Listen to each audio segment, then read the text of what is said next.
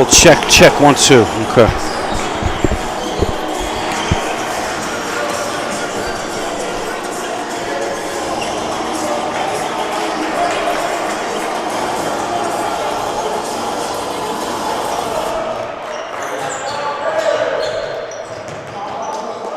Well, check, 1, 2. Check, 1, 2. Just doing a mic check here.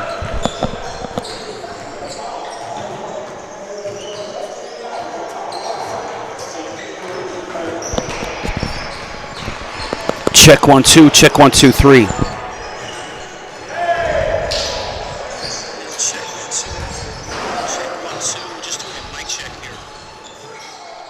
Check. Yeah, it's way too loud, just like last time. So I'm trying to get this down a little bit.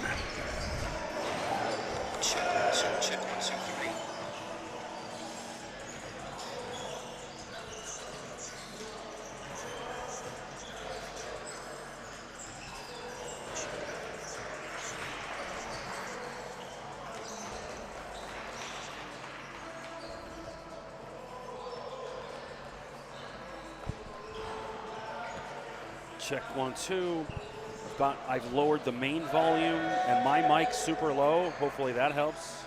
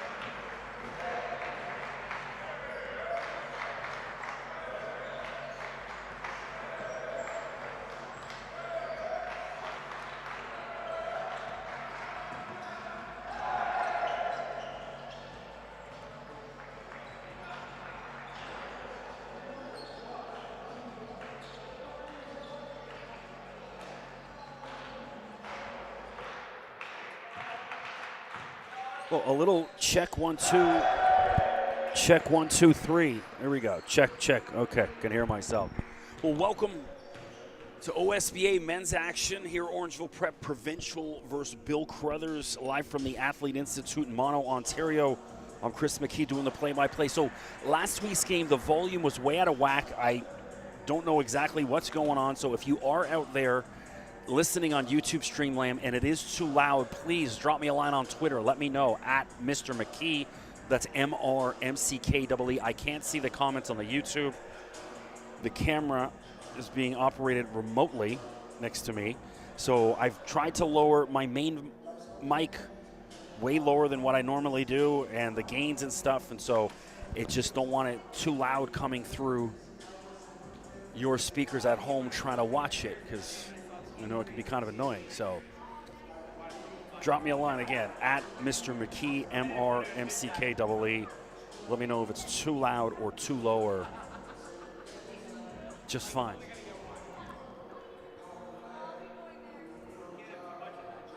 Well, a quiet night here.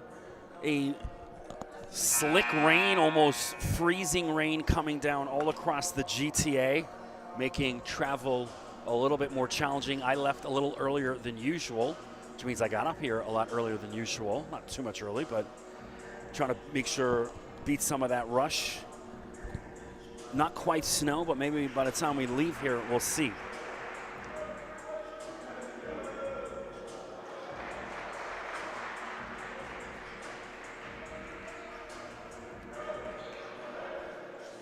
So getting to it here, just a couple seconds. Yeah, we don't do, sometimes we used to do the anthem and all that stuff. Now we just kind of get right to it. So your starters for Bill Crothers, which is out of the Unionville area.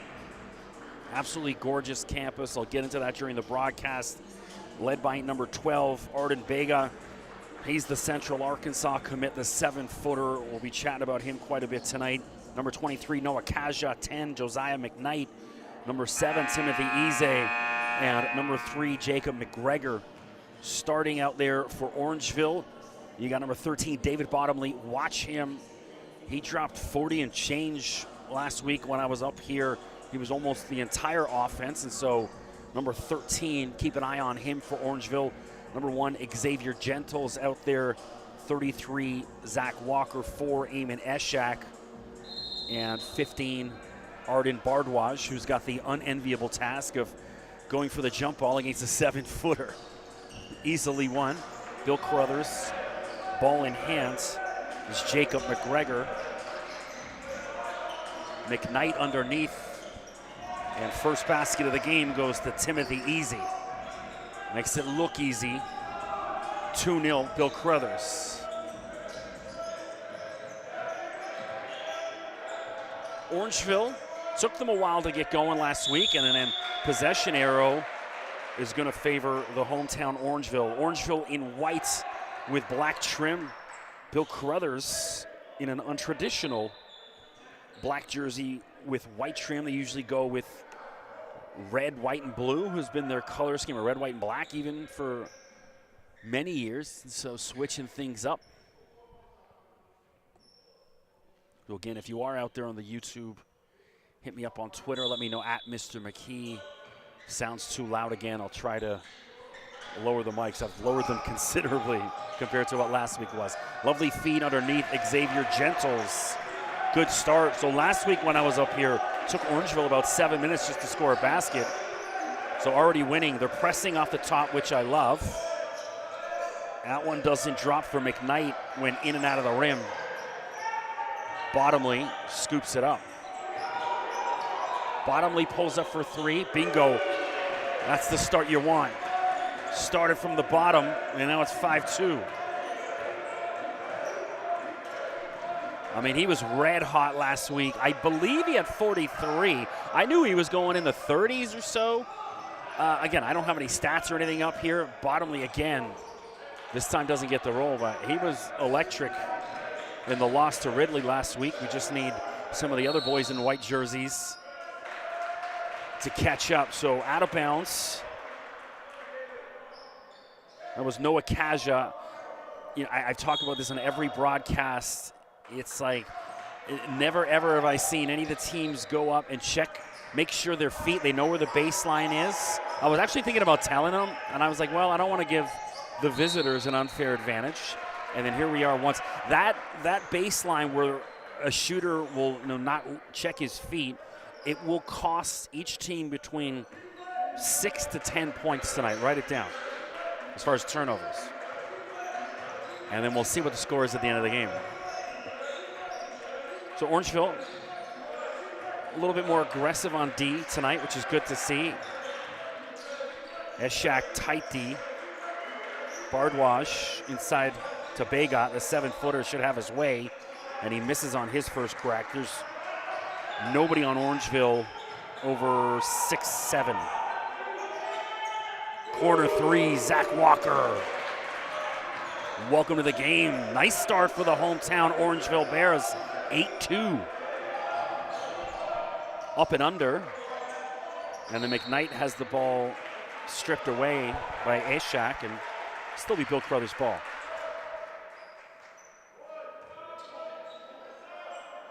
So no messages on the Twitter yet, so looks like sound should be okay. Stolen by Bottomley. Walker just hit that 3, surrounded by 2 Bill Crothers defenders, and he just walked out of bounds. So we're just 2.5 minutes into the game, and each team has walked out of bounds.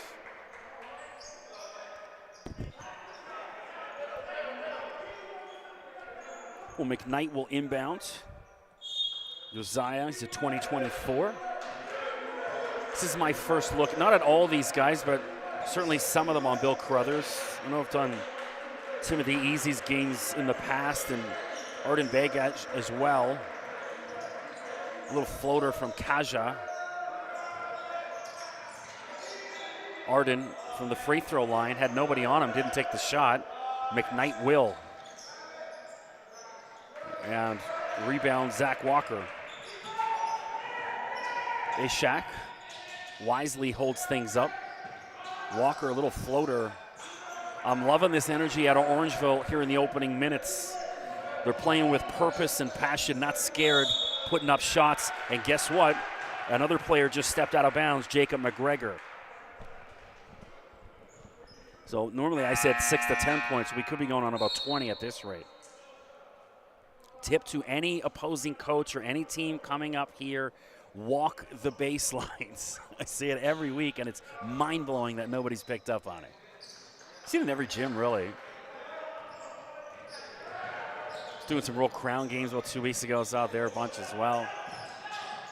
Kick out wide open for Bottomley all day. Bingo. David Bottomley. What a hot start already. It's 11-2. This guy Bottomley has already got an offer from Fresno State, looking to pick up some more. You keep shooting like that, young man, the phone's going to be ringing. And a foul. And I don't have an 11. It looks like Rocky Adamo, though, is wearing 15, is wearing 11.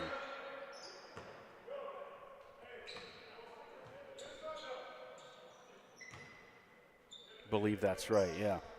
Just doing the research before. So that looks like the Rocky I was looking at this afternoon in my research. Walker, he's already drained a 3. Bottomley from range, short on this one. Gentle's down there fighting with it. And the ref initially pointed Orangeville ball, but it's going to be Bill Crothers' ball. So this is the start Orangeville needed. It looks like a completely different team than the one I saw last week. Loving it so far. So that's it. You know, hey, it is a young team. Just chatting with Coach Olivier Jean-Charles before the game, so I say, hey, man, we got young guys, so it's going to take us some time. Oh, well, he didn't call glass, but it's still going to count for 3. Timothy Easy. He's got all 5 of Bill Crothers' points tonight so far. Eshak Crothers, nice D, but Orangeville doing well to get out of it. Bottomley, shot clock at 8. He had the floater, but he kicks out to Walker. Oh, sorry, that's Eamon Eshak. Corner 3. Orangeville raining threes.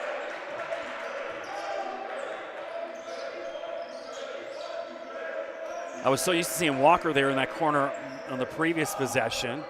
Skates through and then denied. Bardwaj gets his hand up, and here comes Orangeville the other way. Walker does a great job of drawing contact, no foul, and Arden Bardwaj scoops up the mess. 15-5, wow. Who is this Orangeville squad? McKnight. So you know Bill Crothers messed up there. They had two guys standing in the same spot looking for the three. And then the shot didn't drop. That's coach's nightmare. Walker, ooh, misses. And then Bill Crothers all out of sorts. No timeouts yet, though. Coach is letting them play through it. And now we're seeing some substitutions. Noah Kaja back in. We're going to see Tristan Lewis for the first time tonight, number 2.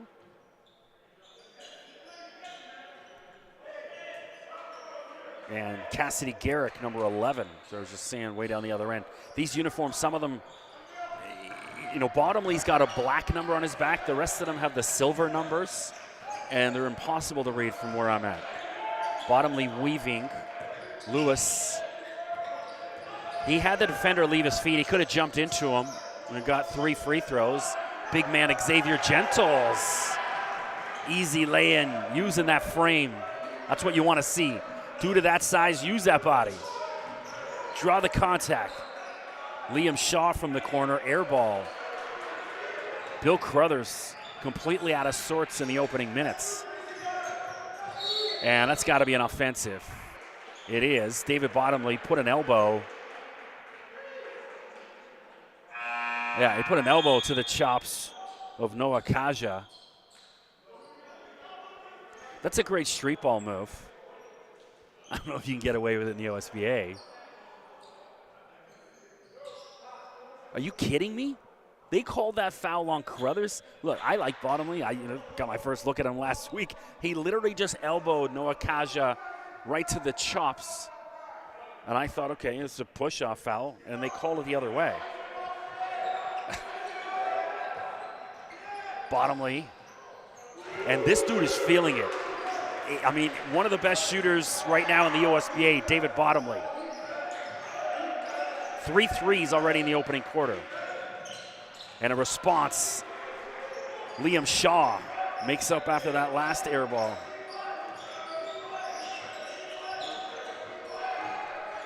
So Bottomley, just a pure scorer, and it looks like he's coming off an illegal screen. Bardwaj a little too active on that screen, so Bill Crothers takes a break. But if you're Orangeville, just let 13 keep on shooting until he misses. And then when he misses, let him shoot some more. Man. Easy bounce pass. Shaw pump faked when he didn't need to. He had an easy lay-in. Tried to make it look good. Lewis, and he's tripped up. Now, is he going to be a tripping, or is he going to get called with a travel? What's the call, referee? Oh, it is a foul.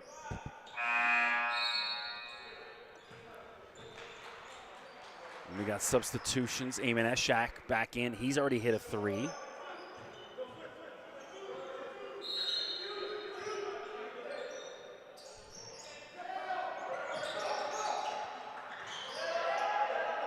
Bottomley.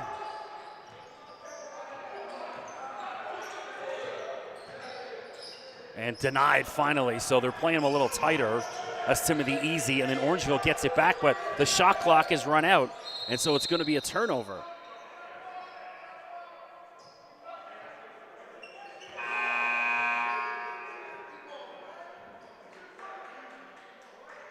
Is that, yeah, it should be, because I don't think Crothers had possession. They didn't block it, but they never had possession for the shot clock to reset. And so, yeah, I think that's the right call. So we're also seeing for the first time tonight, number 6, Duncan Muka. Obviously, his brother David, former Athlete Institute player. Played down at Lamar and then transferred over to UNLV. Was former Southland Defensive Player of the Year. Led the OSBA in, I think, blocks and rebounds one year. It's going back to, what, 2019 or so? Now, Rocky Adamo. A little kiss off the class, and it drops. 2010, 2:27 to go, first quarter. And then Bottomley has his pocket picked. Here comes Adamo the other way. Easy lay-in. And now finally Bill Crothers has settled down. The lead chipped down to 8, 20-12, 2:18 to go. Well, I'm liking the temperature of this game. Both teams back and forth quick. Orangeville shooting the lights out. That's where they really struggled last week, aside from Bottomley. When even in the second half, it was more just him attacking the hoop where he was getting his baskets. Tonight, it's raining. You got Eshak with one, Walker with one, Bottomley with 3 threes already. And then Bill Crothers starting to settle down. Their defense starting to pay off. And guys are finishing. Well, appreciate you tuning in out there in YouTube Streamlamp. Don't forget to click subscribe, that red button, stay up to date on all things Orangeville Prep. And again, if the sound's too loud, too low, whatever it is, please drop me a line on Twitter at Mr. McKee. So let me know where you're listening from, if I'm getting any names wrong. I go speak to the coaches before every game, get their pronunciations, and then every game I get a parent message me going, "You're saying it wrong." I'm like, well, your coach told me to say it like that. You know, what they do in college, especially, youth sports and even OCAA, they send you the phonetic spelling. It's all available online, so maybe that's something the OSBA could work to do for future games. Have the phonetic spelling as well. Eshak, guarded tightly by Kaja. Amon in the corner. No good. It's Cassidy Garrick. Misses on his first 3, but it's stolen. Tristan Lewis. And 1. Tristan Lewis. Don't you forget it. You could see he was looking to draw that contact. Did a good job of it, and also kept his eyes on the hoop and finished. So Tristan, 2025. Again, a very young squad.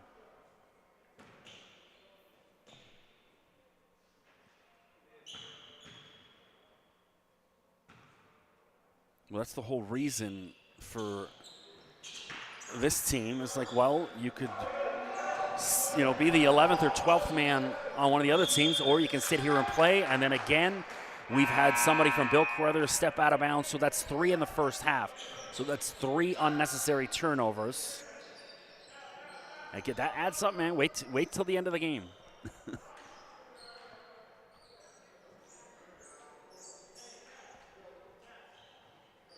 It's the small details, that sometimes is the difference.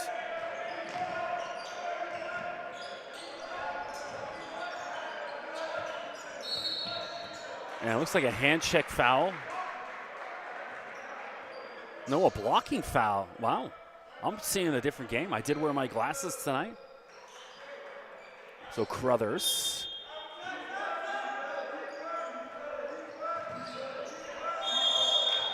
And then over and back, they just gave it right back to them. Ugh.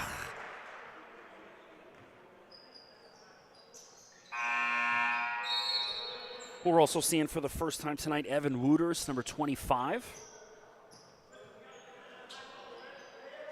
Brother Luke, former Orangeville Prep player. Played university ball at Guelph and stolen again. Just careless passes at Timothy Easy. My goodness, Easy does it. Huge dunk. And Wooters gets out of that press.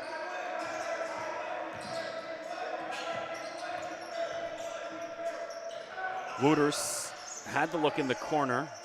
Walker, shot clock at 5 inside Gentles, can't get a handle on it. And now Orangeville out of sorts, Easy. Oh! Oh! You want to talk about a poster, Timothy Easy. Oh my goodness. Easy does it. That's one of the dunk of the year candidates right there. He caught it and was like, nah, I don't need to dribble. I was amazed because he caught it somewhere around the 3-point line and then just took 2 long steps and then just inside the free throw line, like just elevated and hammered it. Wow. Well, Timothy Easy. He's a 2024, the Vaughan, Ontario. Oh. So back-to-back dunks. Wow. Well, that one, you'll see that one all over Instagram and TikTok. And then Arden Begaj missed on that 3 attempt.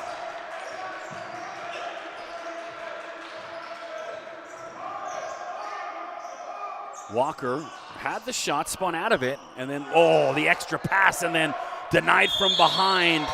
And Gentles, you could have argued maybe the first time he got his hand slapped. So Xavier Gentles now will get to the free throw line. I wish I had replay in the booth so I could go back and watch that Timothy Easy dunk a couple more times. Well, you'll be seeing that on my Instagram in the next day or two. Undrafted_free agent, always cutting highlights. Try to get an interview with him after the game. Ooh. Well, Xavier, he's off to a good start tonight, already with a couple baskets, and now converts his first free throw. Gentles at 20-25, 1 of 2. And Begaj had his pocket picked, and that's, You got a guy who's 7 foot having his pocket picked by a dude, I don't know, who's about 6 foot, 6'1", because he didn't get down low enough, and they're calling, Either way, back to the action. 42 seconds to go. Kaja with a floater to Begaj. Two-handed dunk for the big man. All 7 feet of him threw that down. So Bill Crothers getting back into this game via highlight reel dunks.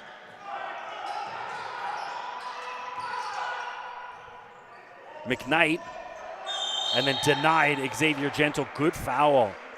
Especially after 3 dunks in a row, someone get in there. Don't allow him a 4th. So Xavier Gentles, especially for the big man, that's where you want to foul guys. And don't let them score.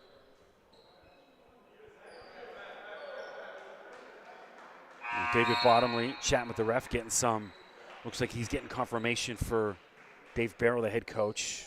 Dave was beside himself on that call, and I agree. McKnight misses on the first. So McKnight measures 2024. He's born in 2005.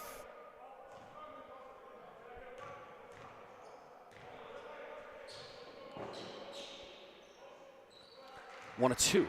So Crothers have crept back in. Orangeville opening minutes were just lighting it up with 3s, and then Crothers responds with 3 highlight reel dunks in a row. And now we got a ball game, 4-point game. Bardwaj lost a handle on it. And they're looking too much for Bottomley, and I think Crothers has already figured it out. Adamo. Ooh! I'll give him credit because I didn't think he was going to even shoot. I thought he was going to pass one of his teammates, got his head up, saw the shot clock getting down, and it bounced off the rim. So a valiant effort by Adamo. And so at the end of 1, Orangeville 23, Bill Crothers 19. A lot of positive for both teams in that first quarter. Orangeville mentioned 3-pointers, Bottomley already with 3. But I think that, just looking for him on almost every possession, Crothers is starting to figure that out. Had a couple steals, including on that last possession. And then for the gentleman in the visitor black jerseys from Bill Crothers, Timothy Easy. Ooh. I mean, one crazy dunk, and then the next one, I can't wait to get home and watch it again.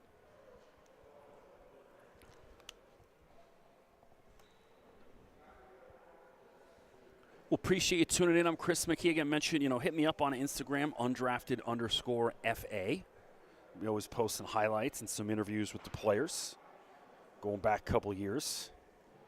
And then hit me up on Twitter, @Mr. McKee. So I had a fun weekend this weekend.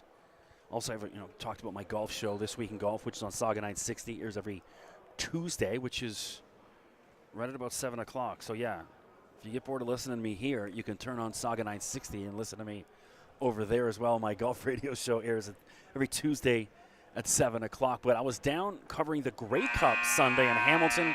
I had the time of my life. Really enjoyed it. It was my first time covering a CFL game even. I grew up playing football, coached football for 8 years, 4 years at Pine Ridge High School out in Pickering, and another 4 years with the Durham Dolphins, which is rep club, similar to what Orangeville and Bill Crothers are in basketball. The Durham Dolphins, that's football. I was coaching the U16 boys, one of the assistants. Coached with a couple guys I played high school football with, which was a buzz. And so I played in the CJFL, is the level below. So covering the Grey Cup was a trip. I was on the field with the Montreal Alouettes after they won. Got to interview them, a bunch of the players on Wednesday at one of the media days, and got to see Green Day at halftime, one of my favorite bands from the 90s. We'll get to that a little bit more throughout the broadcast. McKnight, easy, good ball movement. Rocky Adamo, no good. We're seeing Rowan Scott-Smith for the first time tonight, number 21. Bottomley. And another guy, and that's one of the home players who stepped out of bounds. That's Ilan Balde. So he's just got it. And he played really well last week. I called the game in this gym. Just getting into the game now in the second quarter. McKnight, a little floater to Bega, and he's fouled by Rowan Scott-Smith. So, I mean, if you're 7 feet tall, the second you catch that ball, you should be driving to the hoop with force. Again, there isn't a guy bigger than 6'7" on Orangeville. So, I mean, when you have that kind of height advantage, I mean, you should have 10 points already. Just attack the hoop, make them foul you. When you get to the NCAA and in the NBA, every guy's big. So, yeah, the 7-footers can come out and play in the perimeter, and, the game's changing. The guys 7 feet tall are expected to shoot. But in a game like this, go old school and a travel on Bottomley as Crothers smothering defense. But, yeah, go old school, man. You got a 7-foot dude post up, and I guarantee no one in Orangeville can hang. Got a bunch of dudes out there right now, about 6'1", 6'2". Bardwaj is 6'5". He's the biggest on the floor for Orangeville right now.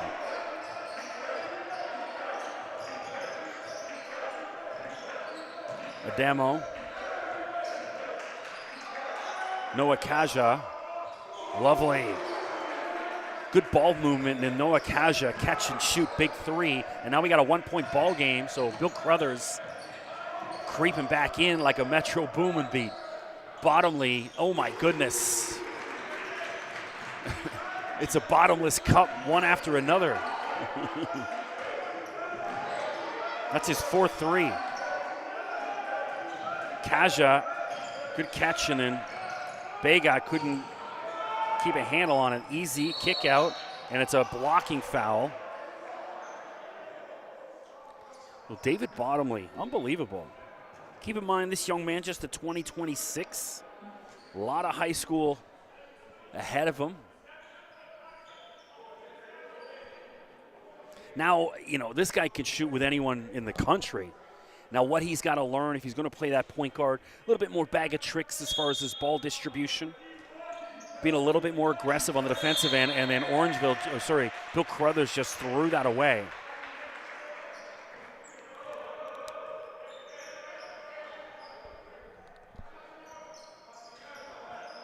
So every summer he's got to add a couple new pieces to the repertoire. Bottomley, this guy can definitely play at the next level because he can shoot like that.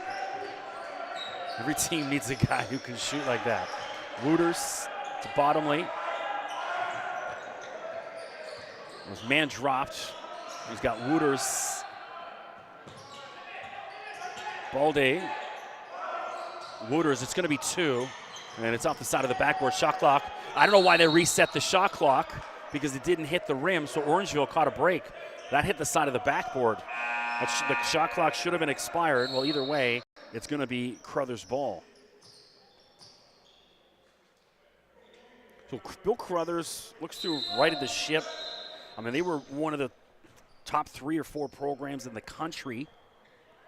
Talked about this, one of the first times I was up here, 2016 or so, 2015. You had Emmanuel Miller on Bill Crothers, who's now down in his 5th season at TCU. He's got a chance to be an all Big 12 player and may make his way to the NBA. Obviously, his brother Leonard already in the NBA with Minnesota, but Emmanuel Miller, Bill Crothers player, Stephen Smith played a bunch of years at Vermont, and there's Rocky Adamo. That's a 2, not a 3. And they also had Paris Shand, who's actually now plays football at LSU. He's going to get a chance to play in the NFL probably. So that's the kind of athletes they had. Wooters, no good. And then you go to the Colby Elvis years when he was the OSBA MVP back in, 2019. And then they had a fall off. And it's going to be a charge. Yeah, good call. So Bardwaj just plants his feet, stands there, takes the charge. With that team that made it to the final, lost to Orangeville in the championship. And then since then, Bill Crothers been inconsistent at best. And so this is a really good squad. I'm impressed with what I'm seeing so far. A lot of talent.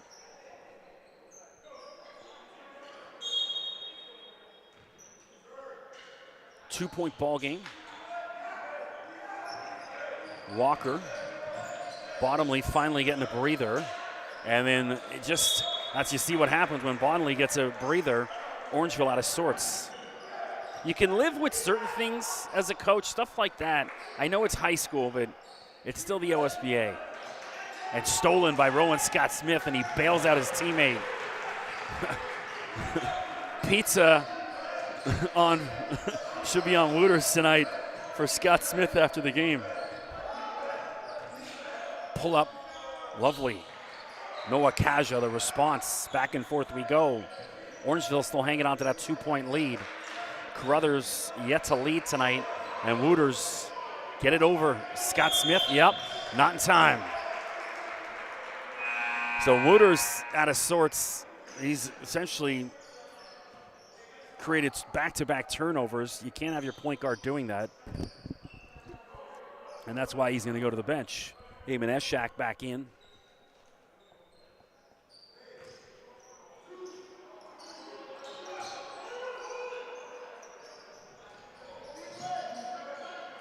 Well, that was a terrible pass on the inbound. Like, you don't make it that difficult. Scott Smith, back-to-back buckets. He's been an injection off the bench.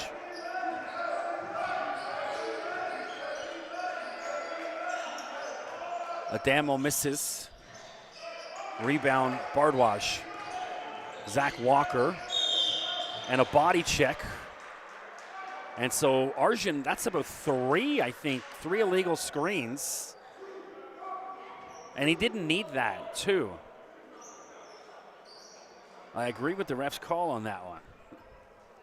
So finally, I have yet to call an Orangeville national team game this season, believe it or not, and we're almost in December. And so this Thursday, I'm going to get to call my first Orangeville national team game. So, again, I don't know. I've seen some good stuff online. I came to watch them practice a while ago, what seems an eternity ago. But, yeah, I've done 3 girls games, 2 provincial team games. Easy finally misses. And on a second attempt, Joshua Stevens doesn't go, but he got fouled, and he'll shoot free throws. So the crowd slowly filling in here at the Athlete Institute in Mono, Ontario. Talked about, my weekend down at the Grey Cup. Got to see Green Day, and I posted about this on my Twitter.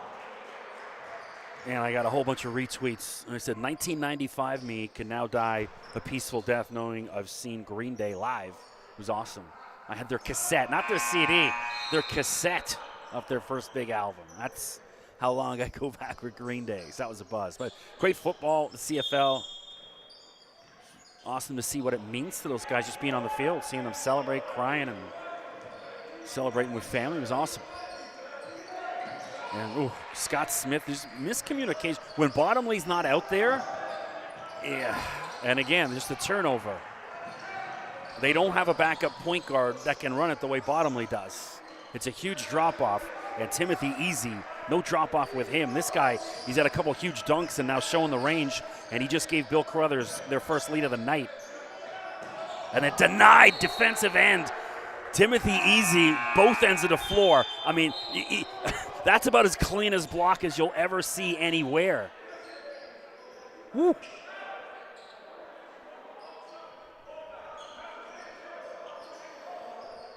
Oof. Easy, just a walk-in highlight reel tonight.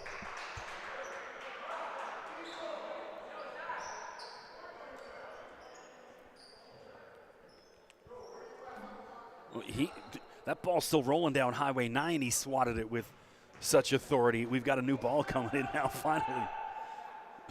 For those unfamiliar, this Athlete Institute up on Highway 9, just east of Highway 10. If you head north of Brampton, you'll get here. Up Highway 10 to Highway 9. I usually come up the 404 along Highway 9 through Newmarket and Aurora, whatever. And stolen, and then get your phones out. Timothy, easy. It's so easy. Pump reverse this time.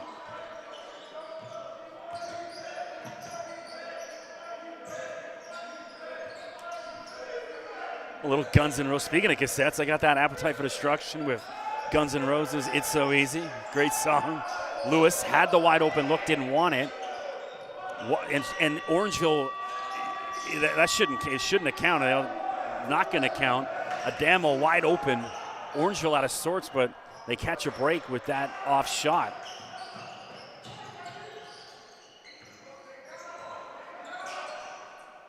And then Lewis just throws that away. Again, another turnover from the point guard position. Now Bottomley back out there. 4:50 to go.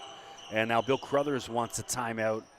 You can see Timothy Easy got hands on his hips. He's a little gassed, and obviously they don't want him coming off the floor just yet the way this guy's playing. And so they'll take a little bit of a break. Appreciate you tuning in. Don't forget, drop us a follow on Orangeville Prep's Instagram, as well as on their Twitter and Facebook. Stay up to date on all things Orangeville Prep. Also check out the OSBA. Follow their Instagram, Ontario SBA. They do a good job of posting all videos and highlights as well as games. You know, who's playing where, what night. These are your games for today. It's always cool. So another story from the week. I rescued a stray dog. Was down having lunch by the bay, about a week or so ago, a couple of days ago. And I know there's a lot of foxes and stuff that walk around there in broad daylight, a lot of wildlife where I'm out in Pickering. And I saw this beautiful dog walking around, and he looked lost. And I was like, well, is that someone from the neighborhood? Is someone on the, like, and I realized, no, I kind of drove around the neighborhood, came back, and he was still there. I'm like, no, this guy's lost.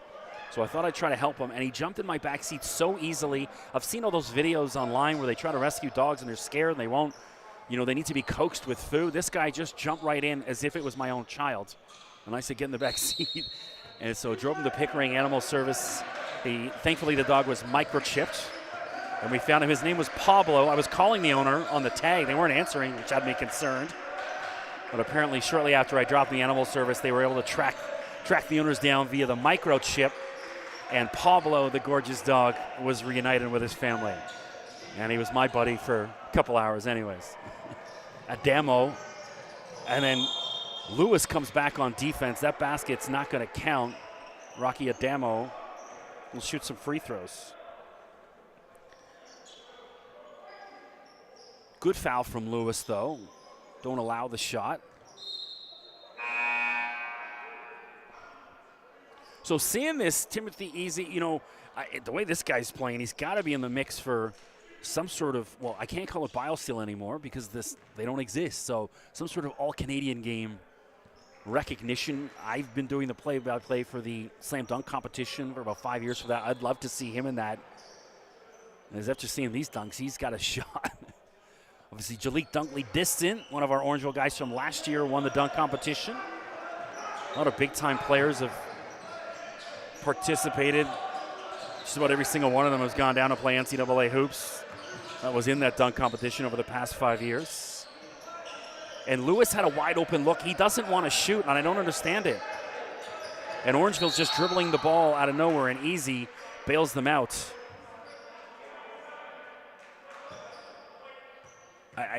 Someone's got to get a hold of Lewis. Just tell him to shoot. I've seen him pass up about 3 open looks, at a wide open look there. Nice little 8-foot jump shot, maybe even closer. Didn't want it. So time it on the floor. Bill Crothers with their largest lead of the night, 35-30.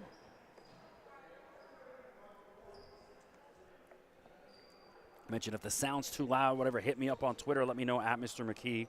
I've tried to lower the microphone compared to what it was last week, because when you go back and pull the highlights, it just sounds horrible when the volume is that loud. And also, you know, my son's a university athlete. When you watch some of the live streams, if the microphone's terrible, it annoys the hell out of me, so I don't want to annoy the hell out of you at home. I know what it feels like. 35-30. Chatted with my son today up in Sault Ste. Marie on FaceTime. Said it's snowing, coming down pretty hard up in the Soo. It's a whole other world up there. I enjoy going up. It's a 7.5-hour drive from where I'm at in Pickering to get up there and back. It's quicker when I come back. Usually because I'm doing about 140, 150 on the way back. On the way there, you got to do the speed limit in the middle of the day, but knock on wood. I've seen a bear the last couple of times I've driven home from Sault Ste. Marie along Highway 69, which is just kind of like north of Muskoka area. They just hang out on the side of the highway, black bears, just checking out the traffic, seeing what's going on. Twice in the past year, I've seen bears right there, just north of Perry Sound. Bottomley scoops it up. Scott Smith, 5 on the shot clock. Eshak from the corner, air ball. And it would have been a turnover either way. McKnight, 3:50 to go. Easy start of the game. Bottomley's cooled off a bit. He's been sitting on the bench getting too much rest, if you ask me. I guess they need him for keep those legs safe for the fourth quarter. Wide open look. Kaja, everyone walked away from him. And Orangeville comes away with it. Bottomley holds up. Lewis. Bottomley from deep. And who's that? That's Duncan Muka back off the bench. Comes in and scoops that up. Gets his first basket of the game. Well, Duncan of 2024 from Hong Kong. We're chatting with him when he just arrived off his flight from Hong Kong a couple weeks ago. There's Noah Kaja off the glass for Bill Crothers, 37-32. Lewis. He's got good handle. Muka. Up and under, and he's fouled. Duncan Muka. So he's kind of built like his brother, he's not as tall as his brother David, but he's got those long, wiry arms that allows him to play much bigger.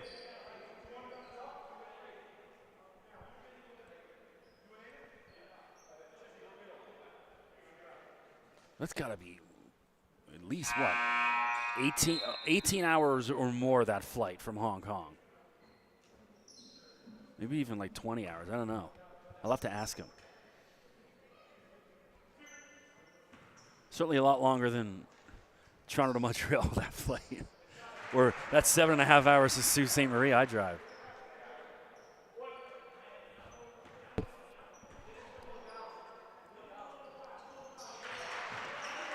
Well, Muka chips the lead down to 3 right now. 1 possession game with 2:35 to go in the half. Orangeville pressing, which I like to see. But Bill Crothers does a great job of working out of it. Rocky Adamo, easy lay-in. Good ball movement from the visitors from Unionville. I prefer to say Unionville because it's a lot more posh than saying Markham. So I would imagine the guys from Bill Crothers would rather say Unionville as well.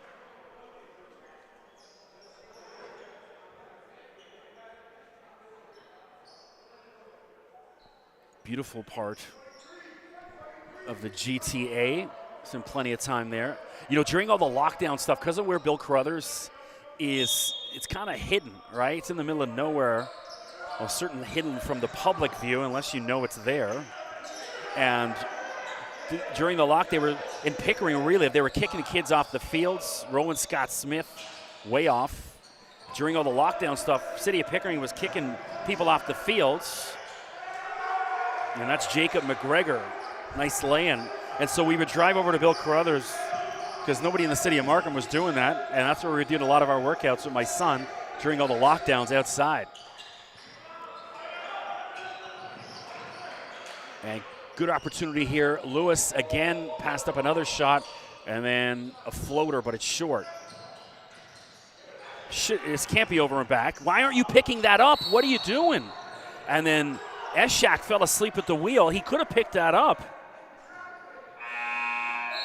And then it looks like McKnight, I think it was, did scoop it up, but he stepped on the line. But Eshak asleep at the wheel, I was like, it wasn't an over and back.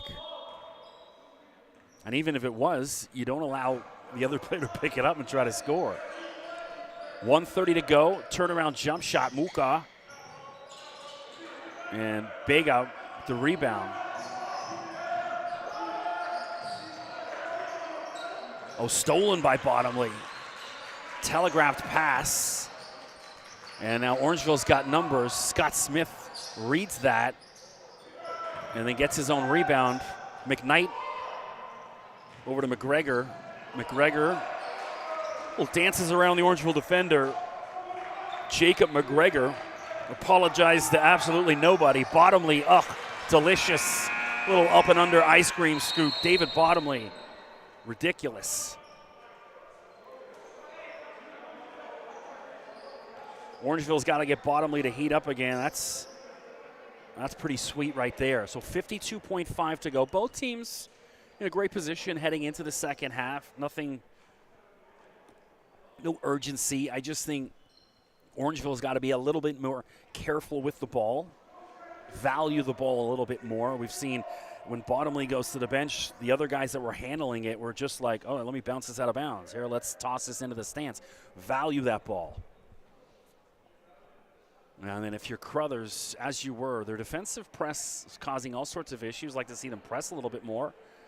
And then they got to get the big man, Arden Bega, involved. You know, the 7-footer, he's had a couple baskets, but it's been more about Timothy Easy and his highlight reel after highlight reel. But again, as mentioned, the biggest guy in Orangeville right now, 6'7". Gentles has been on the bench, and aside from that, we go about 6'5". So he's got, you know, a 7-8 inch height advantage over every dude in white just about, and they're not taking advantage of it if you're Bill Crothers.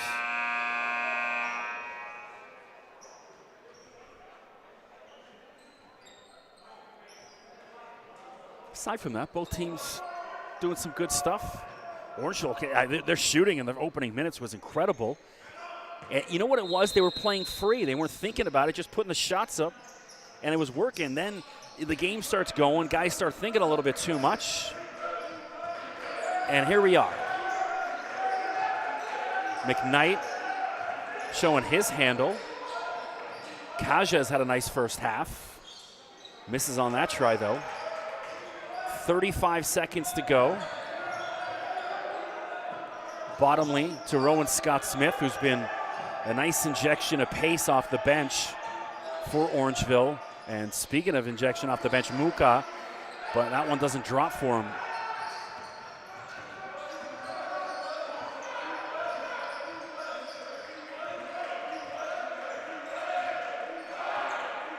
Bega, and he's fouled as soon as he got the ball. And again, but he didn't realize, if he had turned around and realized, yeah, there's a dude who's about 8 inches shorter than me. Skyhook, little jump shot over top of these guys. But he didn't get bailed out by Bottomley, who fouled him, and now he's at the free throw line. So Arden has played with Albania, the U18 level, in FIBA. He's also been a part of Team Ontario. Mentioned off the top, committed to play at Central Arkansas, which is a team down in the Southland.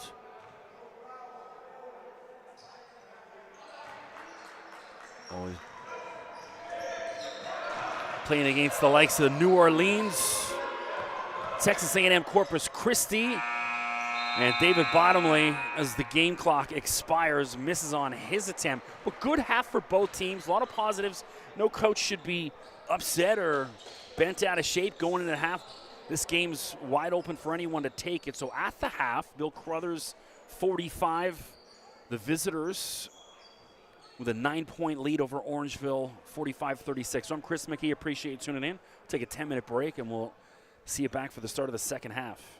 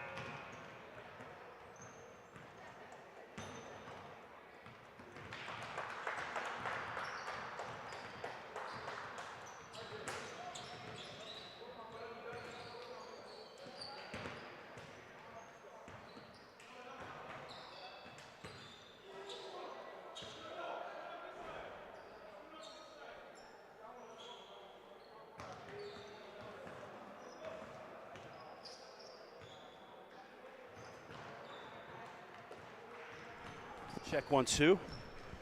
Check 1 2. Bring that a little closer to your, hold on.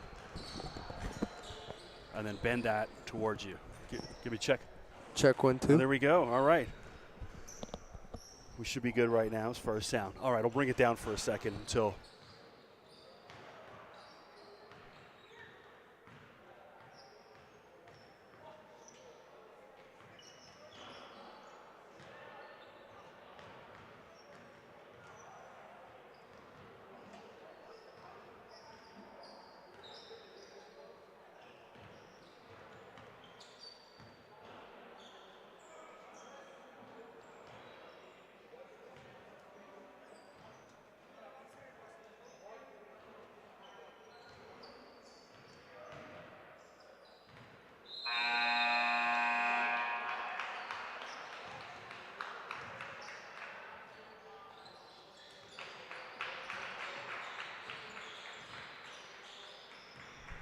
Oh, give me a check 1 2. Check 1 2. There we go. So Chris McKee joined in the booth by Oliver Angen, Orangeville Prep national team point guard. So Ollie's been up here for a couple years. How many years have you been up here now? This is my third year. Third now. year, yeah. It's like, but because you were here during the COVID years and stuff too, and that counts almost as like 3 years on itself. You know what I mean? It's that was like a long this. year. Yeah. it just seems like an eternity. So I dragged him up here. He's going to do we'll do the third quarter with me, and then we'll see how he's going after that. But so we had a good first half. Orangeville came out shooting the lights out, bunch of threes. Bottomley had 3 threes in the first quarter.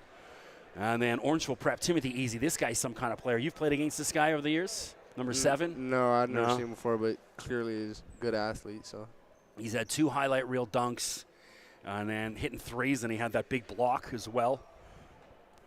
Yeah. And so Arden Begash, he's the guy. Have you ever played against him? Yeah, I played against him one time in the summer. He's solid big. What AAU is he at? I think when I played him, he was playing for Canada Elite. Okay.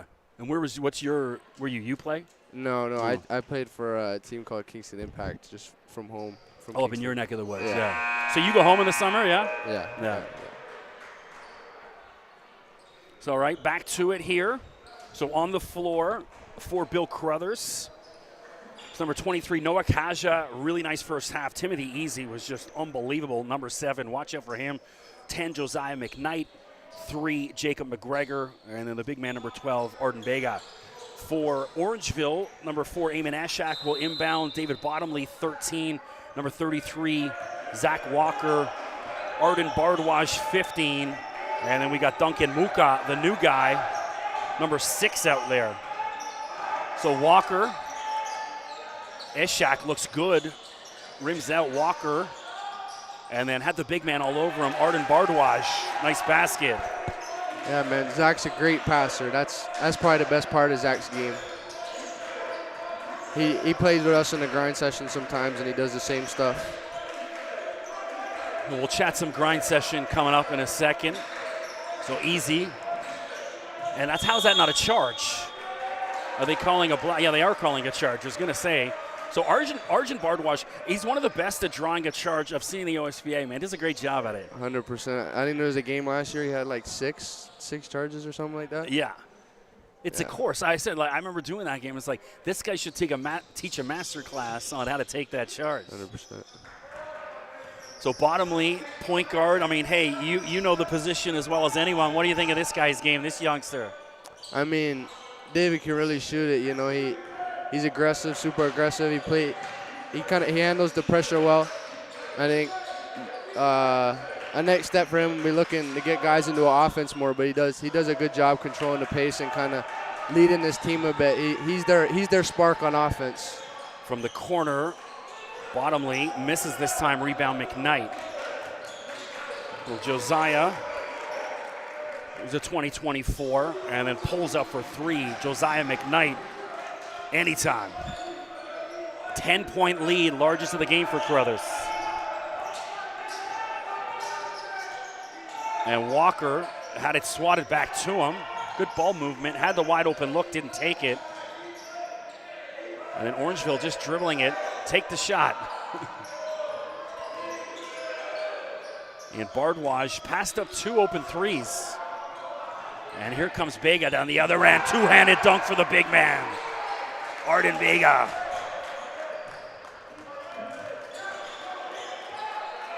I was saying in the first half, they got to get him more involved.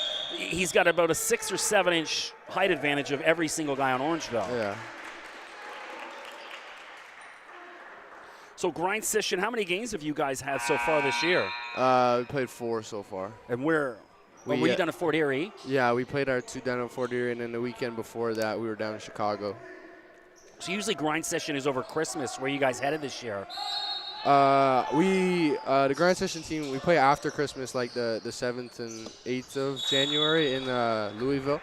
Oh, nice. Kentucky. We don't know who we play yet, but we know that that's our next U.S. stop. So you've kind of come through a couple of years ago. You're the youngster. Now you're the guy. You're the point guard. How has it changed your mindset heading into this season with almost a lot more expectations kind of pushed on you? There's added pressure, but it's kind of what you ask for to get into those bigger roles, and I feel like it's been good. A little bit of a learning process, but just picking up little things. Coach Blunt is a great coach. He's taught me a lot already this year, and even in the short time that I've known him. But I'm looking forward to the rest of the year. I'm hoping we can build on some of the good wins we've had so far. So, no doubt.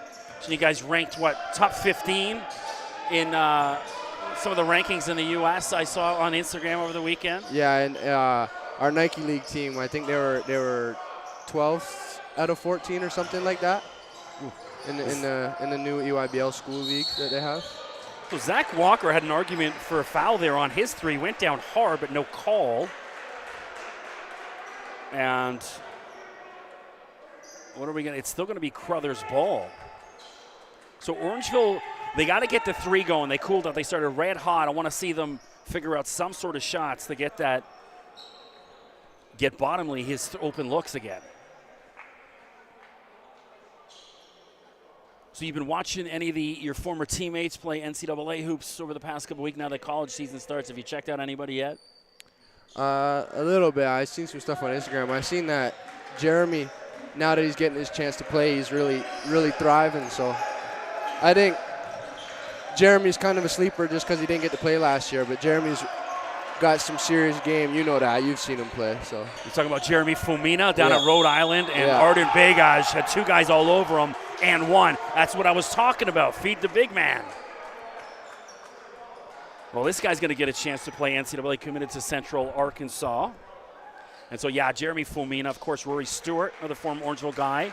Rory, a little bit buried on the bench so far this season. Rhode Island brought in a lot of new guys, and so he's trying to work his way back into the lineup, but no doubt will at some point. But Fumina's lighting things up.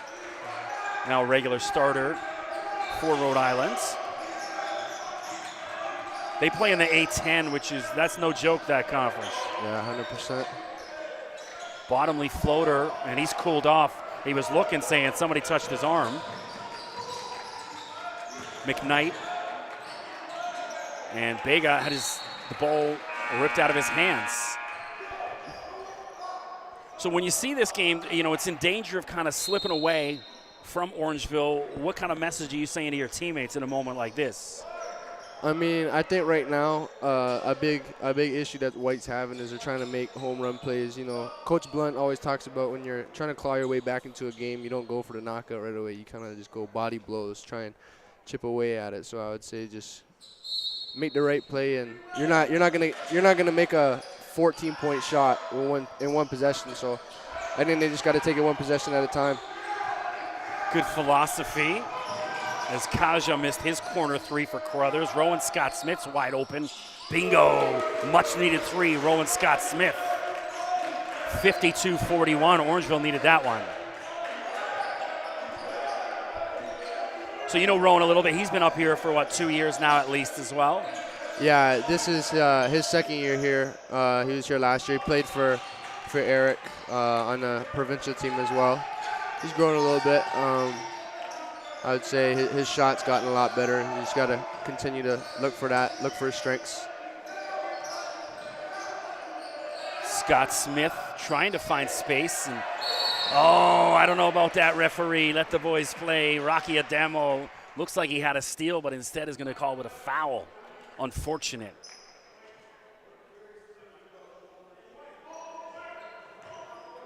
Have you ever called the ref for a foul against you, saying, "Hey man, you got that wrong. He didn't foul me"? You ever honestly? Oh, sometimes. I won't say it to the ref. I'll say it to the player. I'll be like, yeah, that was a good defense. Scott Smith from 3. Well, he's feeling it. Back-to-back threes. Rowan Scott Smith. 52-44.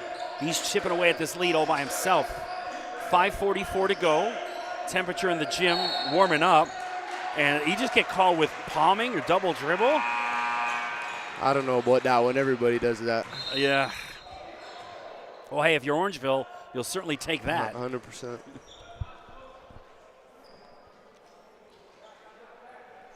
So obviously your recruitment's starting to pick up right now.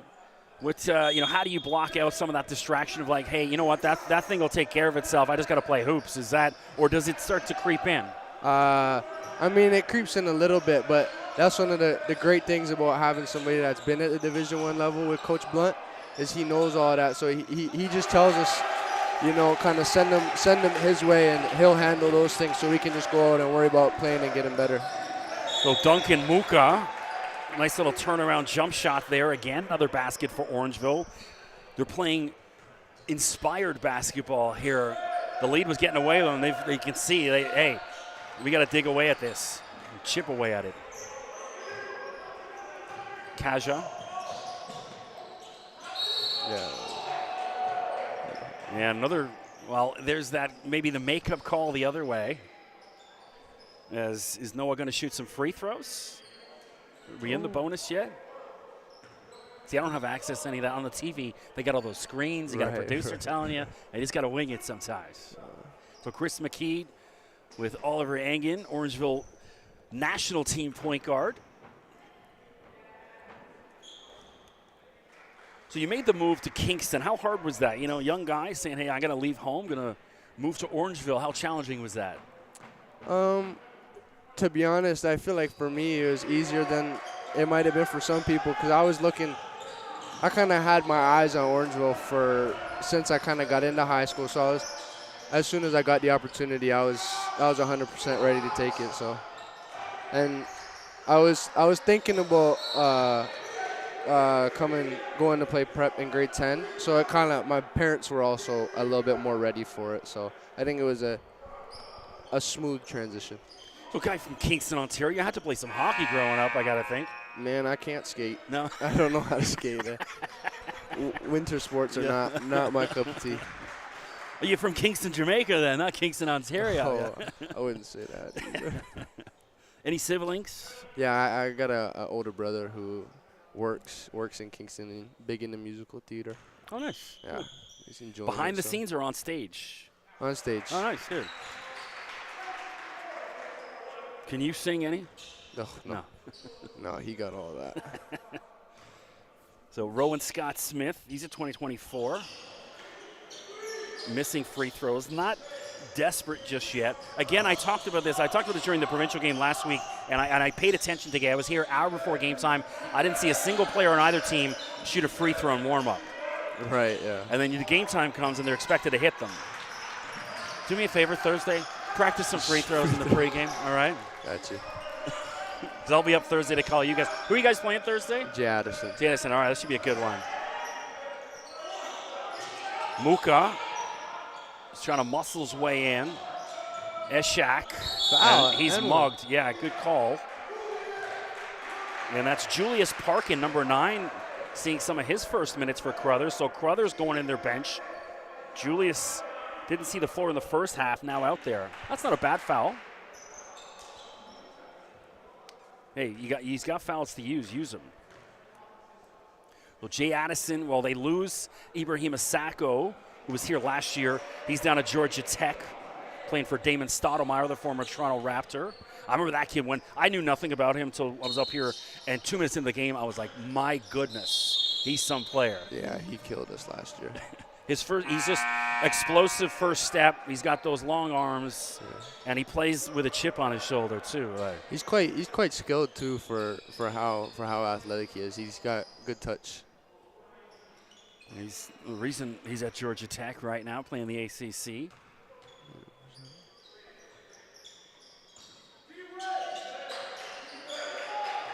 Who's the guy on Jay Addison this year that's kind of taking over? I haven't seen him yet. I'm not sure his name. There's a guy that wears goggles who I think is pretty good, and then they got a guard. I think his name's AJ, who I've heard is pretty solid. Yeah. So. Well, Rocky Adamo missed on that 3. Orangeville catching a break. They've been given opportunities to creep back in the game. David Bottomley not out there right now. He's over on the bench and a double dribble. Again, that's the second Bottomley goes to the bench. Orangeville has struggled. Whoever's handling the ball, a bit of a nightmare. Can you throw on a jersey for the fourth quarter? Do they allow that kind of movement anymore or no? I don't think so, but, you know, maybe do some shady stuff.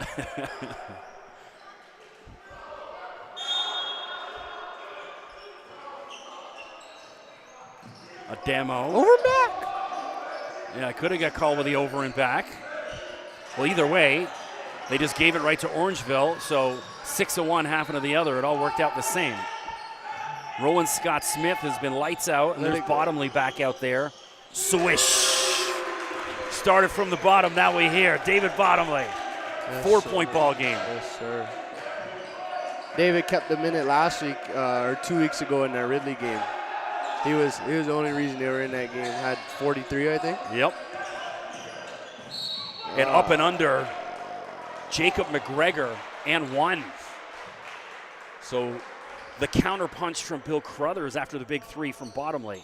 Is the basket going to count? It is, yeah. They scoreboard a little late getting that up. So McGregor's played with Canada Elite. He's a 2025. Converts the 3-point play.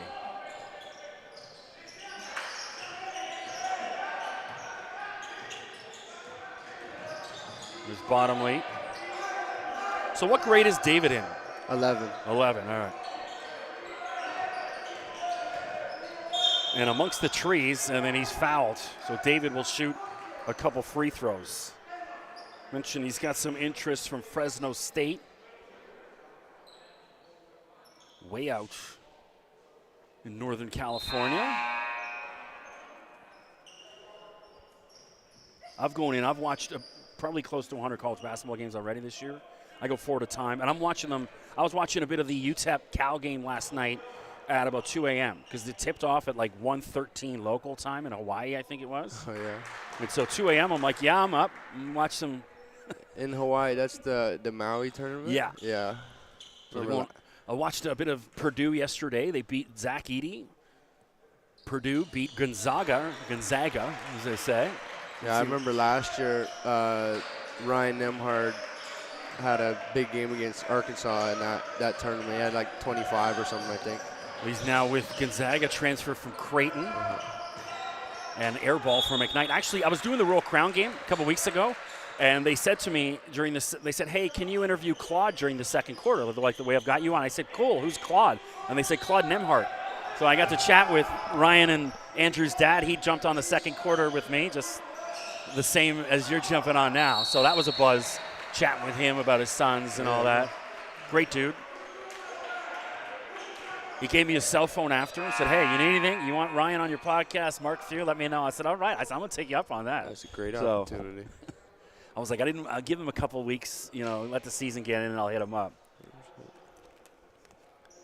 So Arjun Bardwaj at the free throw line, 2024 from Markham. He's been up here a couple of years as well, trying to chip away at this 6-point lead. Misses the first. So is that your parents down there?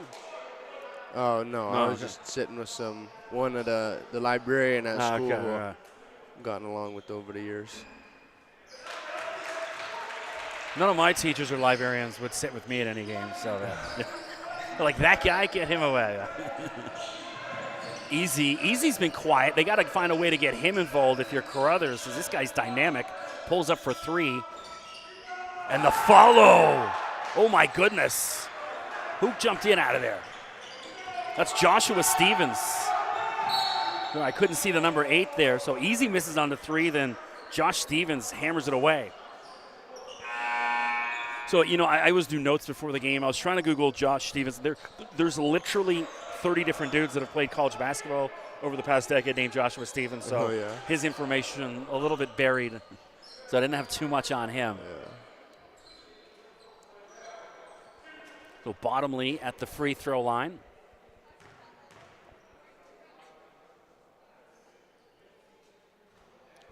So, when Orangeville Prep goes to these places and stuff like that, are people still like, oh, you guys from Canada, or have they figured out who the hell Orangeville Prep is by now? I think it kind of depends on who we play. There's some teams that have been, especially in the grind session, that have been in the grind session. I remember talking to one of the provincial coaches, Josiah Riley, who was here back when Coach Blunt was here the first time, talking about how he played some of the same teams that we play. But so those teams know, but the newer teams, they see a team from Canada, they just expect us to roll over. Kind of gives you that fire, and sometimes you like going into games like that. So I know Orangeville playing in the grind session down in Fort Erie, and I saw some big-time coaches down there. Nate Oates from Alabama, coaches from Buffalo, Greg Paulus from Niagara. Does that get you a little nervous sometimes? You look in the stands, you see like maybe Nate Oates sitting watching you play? Try not to pay attention who's into the stands. Sometimes you catch people by accident, but again, you just try and focus on the game you're about to play. Don't just worry about that. Tristan Lewis up and under, and that drops for him. Tristan Lewis. He was a little gun shy in the first half, bit more like it. Chip it in. 4-point lead for Crothers. Adamo, and then good defense. Rowan Scott Smith just stood his ground, put his hand up. Bottomley the other way, and I don't think that was the right pass for Lewis. Scott Smith, baseline jumper. Muka comes away with it.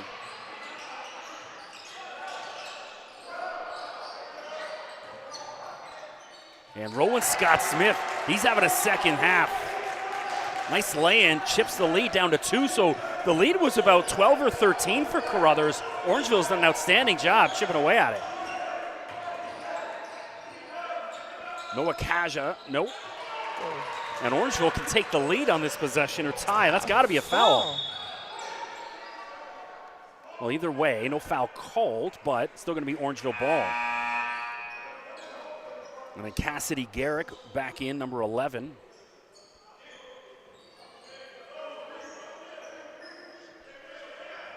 .54 seconds to go.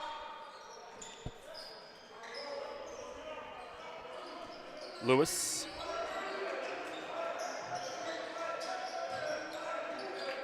And then Bottomley has it stolen. McGregor. And a good foul from Lewis. Like to see that. And then McGregor goes down. He's hurt.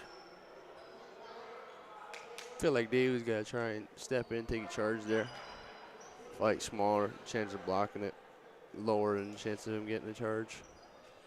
So Jacob McGregor on the ground. I didn't see what the injury. Oh, it looks like it's a cramp. I thought so when he had his leg in the air. Yeah, so just a little dehydrated cramp. This is, you guys play so much basketball nonstop, more so than, I guess my son plays university soccer. I know about the youth hockey system, volleyball, soccer, nothing like basketball where it's nonstop competition. So I'm surprised we don't see more of this, to be honest.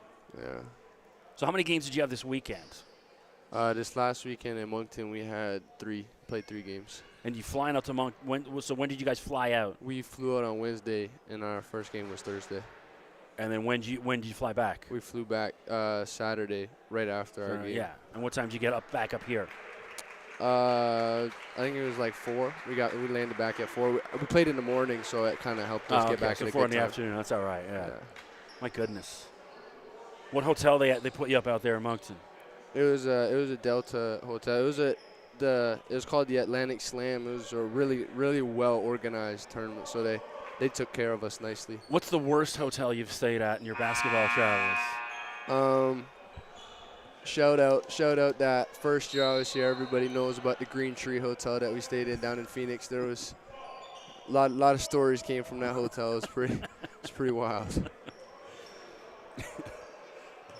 One of those with bloodstains on the floor still is it one of those hotels? Or? Yeah, you don't know what the stain is. Well, 59-57, 41 to go. Arden Vega shooting some free throws. I didn't even see why we're having – is it technical on someone? The guy subbed out because of his cramp.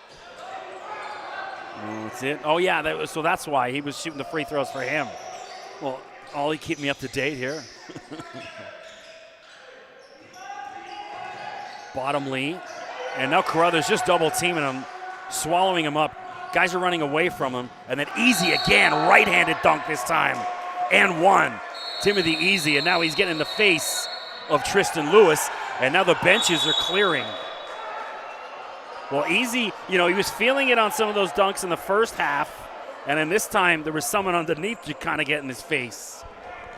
So you wonder, any fouls called out of this, any technicals? Well, this guy can dunk, man. He's thunderous.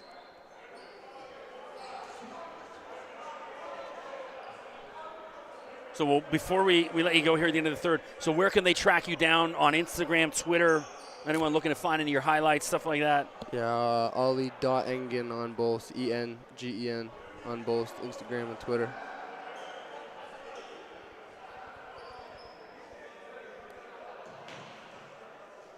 So what's your OSBA record so far this year? Because I haven't even seen you guys play yet this year. You haven't had a home game for OSBA. I think we're 1-1. 1-1, okay. Well, the temperature heating up here, Easy with that dunk. And that's going to set up for a pretty nice fourth quarter. We got benches clearing. That's my kind of basketball. I was here, obviously, everyone's familiar with the Anyone's Game TV show. That was on CBC, and then the seniors' night fight between Shamar Rattan-Mays and who's the kid? Jefferson Koulibaly. They're former teammates. He was a former Orangeville guy. Right. Koulibaly down at SMU, and Shamar now at UNC Wilmington. And there's haymakers being thrown in that one.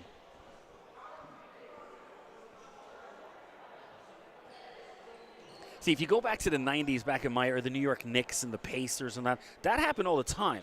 And there was no, Big Ten game suspension, maybe a game suspension. And the guys were back out there, fighting again in 2 weeks. Yeah, did you see the one the other night with Draymond and yes. Rudy Gobert? Yeah. That was pretty wild. Draymond being Draymond. Yeah.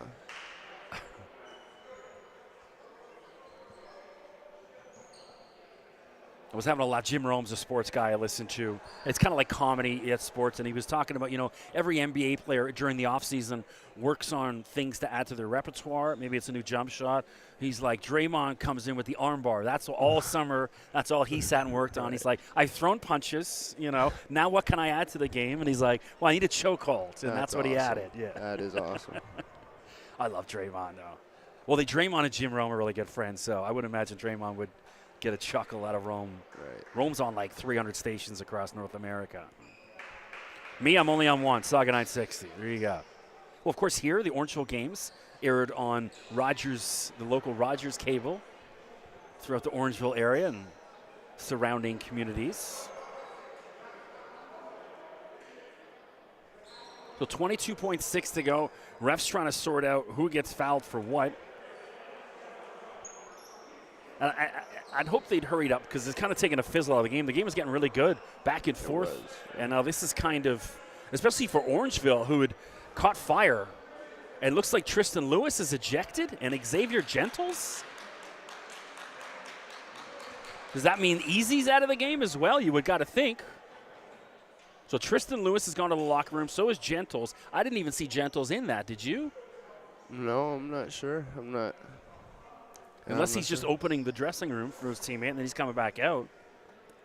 But Lewis gone, and then if Easy's gone, that's a huge dent for Crothers because he's been their best player tonight.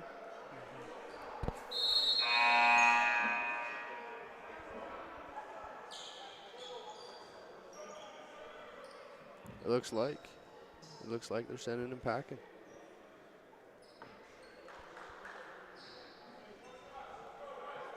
Yeah, well, he's kicking some water bottles over, so that's not a good sign. But again, he hasn't.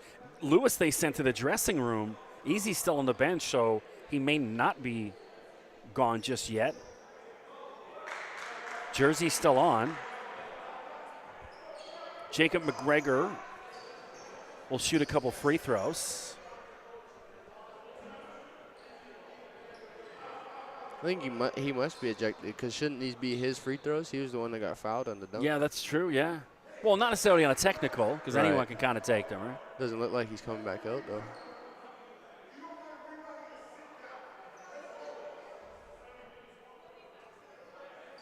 Well, again, you know, we don't get any communication from the scores table.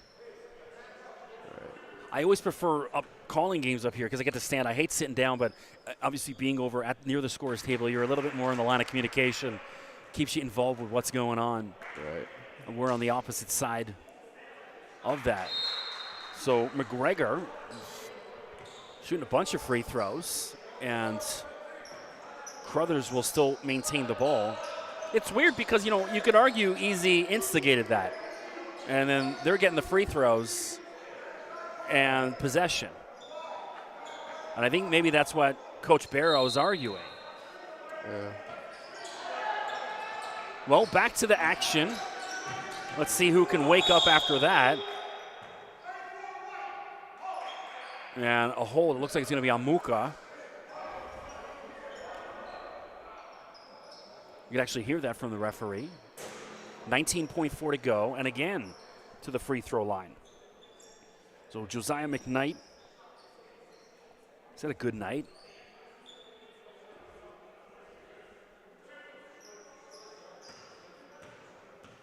Big shout out to Brian McKnight, one of my favorite R&B singers ever. The moms and dads now.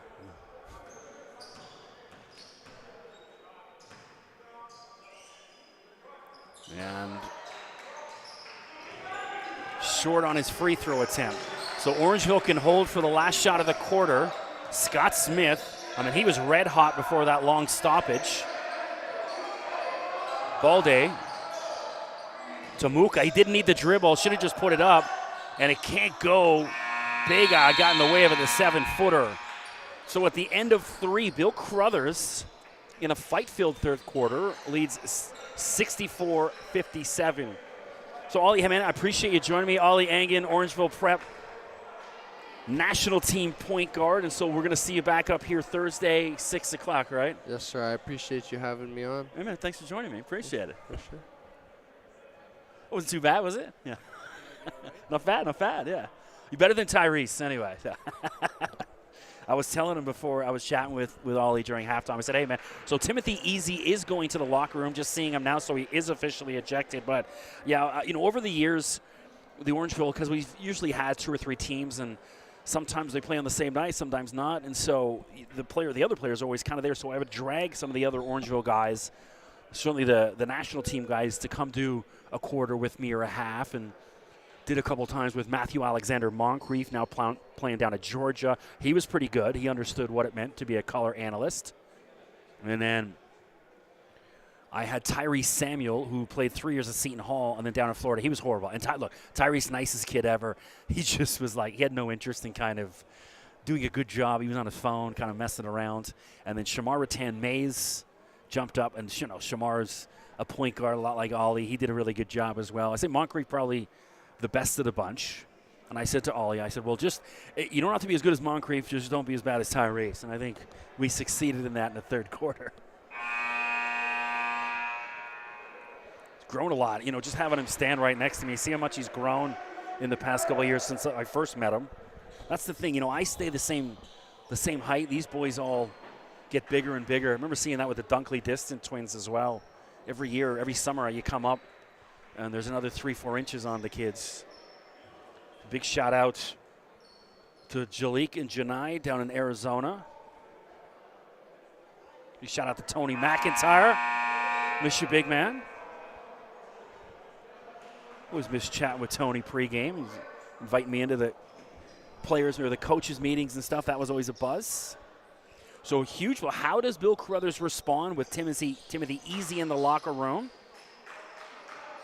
Tristan Lewis also gone, but obviously not contributing as much tonight as Easy has. He's definitely the reason, one of the main reasons, Crothers with that 64-57 lead. So Orangeville an opportunity to get back in with arguably Crothers, well, best player tonight certainly, hitting the showers early after that skirmish. Wooters out there.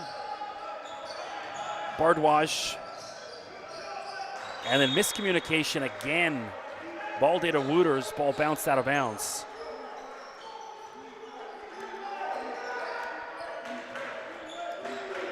Noah Kaja plays his AAU for Red Rush. He's a 2024. Vega, a lovely pass inside to McKnight. That's nice. That's the kind of vision you want to see from the big man. And then Josiah McKnight with the finish. Walker. Wooters had the three, didn't want it, and then he runs into a 7-foot guy. Take the open three. And Adamo, a little careless with that ball. He's had his pocket picked twice and then recovered twice. McGregor, why not? Short. 9:02 to go.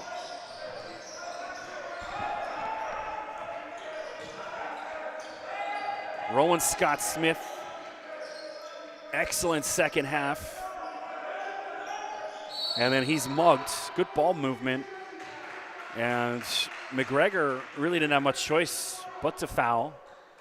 Coach is yelling at him, and it's not a bad foul because it's not even a shooting foul.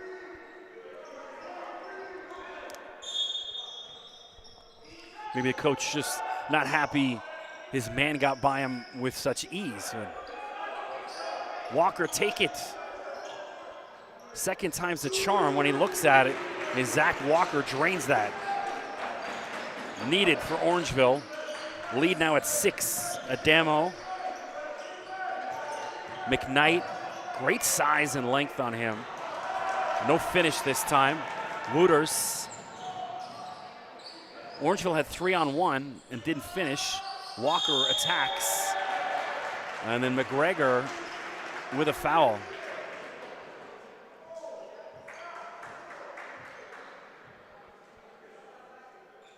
So Zach Walker to the line. Zach at 2027. A lot of high school basketball in front of him. He's impressed tonight, playing with so much more confidence. When he's getting open looks, he's taking it. He's had a couple threes tonight. Keep shooting, my man. You got it.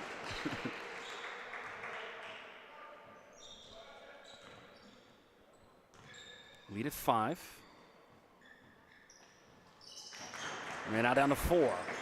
Big free throw, Zach Walker.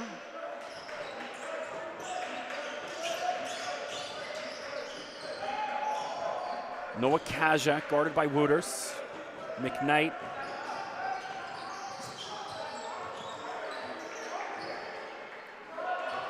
Vega, 7-footer, and it doesn't drop for him. Scott Smith. And Orangeville a little careless with some of these outlet passes. They're going for the flash. You know, you heard Ollie Engen even talk about it. He's a little bit more simple. Don't need that home run on every play. You're playing good basketball, simplify it. This team looks 1,000 times better. Even though, in spite of this 4-point deficit, looks significantly better than what we saw last week. Wooters picked it up, shot clock at 5. Walker cannot get the bounce, and then Vega fouls Rowan Scott Smith. So good hustle play from Rowan. How is that not a shooting? Scott Smith saying that, or why are we not shooting?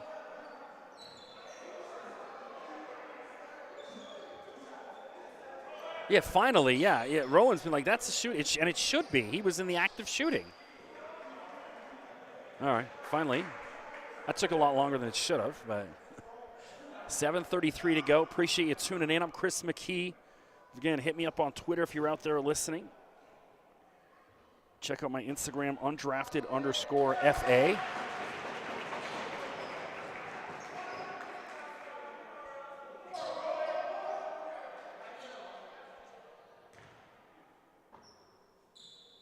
We posted some highlights from tonight's game. Scott Smith gets that lead down to 2. Let's go Orangeville. game's there for the taking.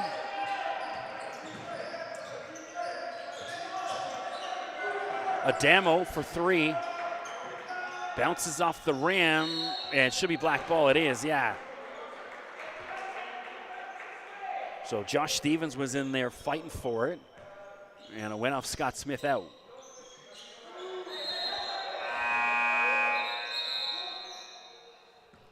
And it looks like Crothers wants the timeout to talk about a 2-point ball game. Don't go anywhere, folks. We got a good one. Just 7:15 to go. I'm Chris McKee. Appreciate you tuning in. OSBA men's action tonight. And of course, I'll be back up here Thursday night to call Orangeville national team versus Jay Addison. That was a really good one last year. Jay Addison came up here and torched them. That Sacco kid we talked about, now down at Georgia Tech, just ran amok over them. I mean, he's a special player. That's one of the beauties, why I love doing, this play-by-play here, is you get to see kids like that Sacco. You come up here, I don't know anything about him, and then within 2 minutes I'm like, that's a high major Division I player. His first step was ridiculous. Size, athleticism, can dunk with authority, played smothering defense. He's got really long arms, plays a lot longer than maybe about his 6'6", 6'7" frame. And yeah, it was no surprise for me to see him end up at Georgia Tech. I interviewed him after the game, didn't speak a lick of English, only spoke French. So we had a translator do the interview.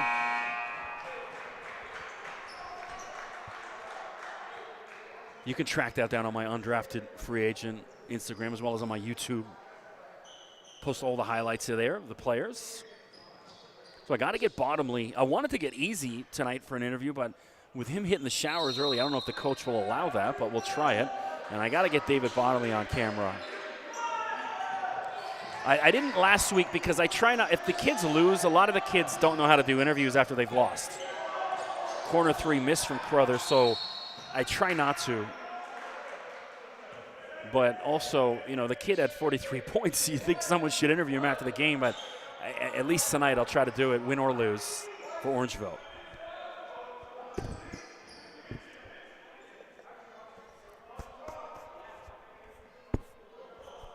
I'm spilling coffee on myself.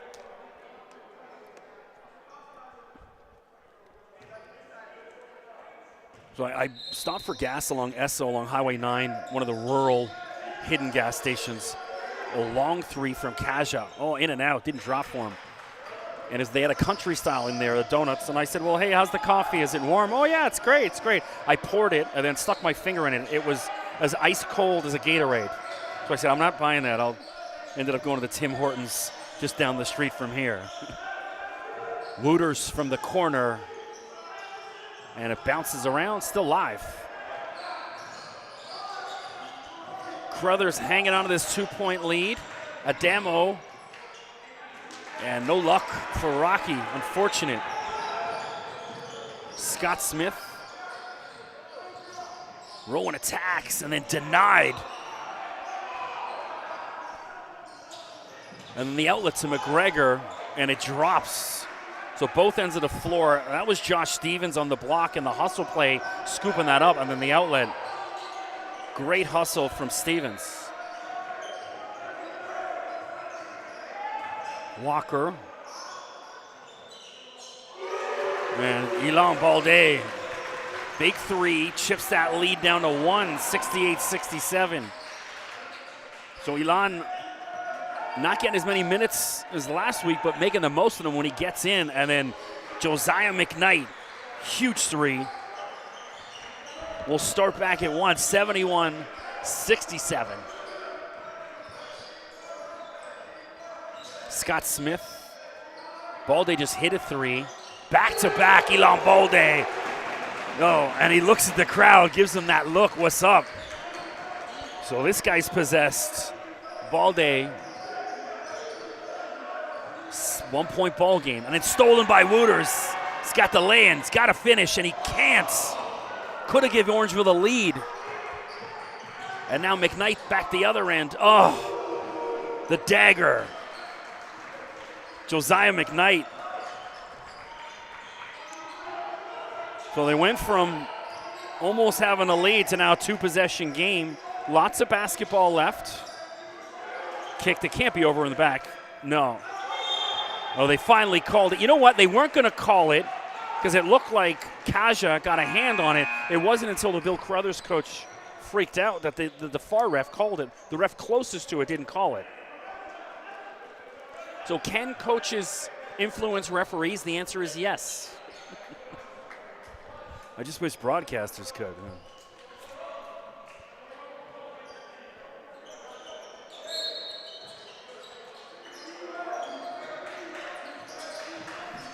So McKnight picking up where Easy left off for Crothers. He's been big. And then McGregor with the lay-in attacks. And it drops. He's down. So he's cramped up again. McGregor down the other end. Orangeville's got numbers. They got to recognize. They got 5-on-4. If they don't score here, I don't know what to tell you. And then denied. Stevens is beside himself. He got all ball. And the referee's got to notice because McGregor's down the other end having another cramp. So Orangeville at a 5-on-4 and only getting a free throw out of it. That's Muka will go to the free throw line. Coaches will attend to McGregor. So this is, one, obviously hydration. It's weird. I haven't seen any of these kids really drinking water. There's a water bucket over there, but they're not hydrating enough. That's also pregame diet. Are you eating right pregame? And then as well, how many games did kid? We just heard Ollie talking about they were in New Brunswick this week. I'm sure Crothers was playing somewhere in one of these other leagues all weekend. And so just the wear and tear, but also you got to stay hydrated, got to eat right pregame to prevent that cramping.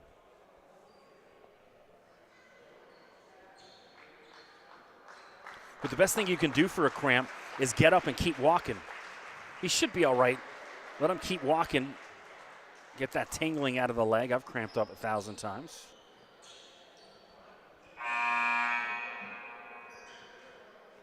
And Vega's back in.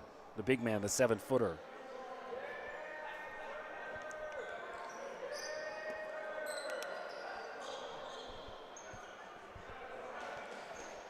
I mentioned Duncan Muka, 2024 from Hong Kong. Big shout out to his brother David. He's out there checking out the live stream.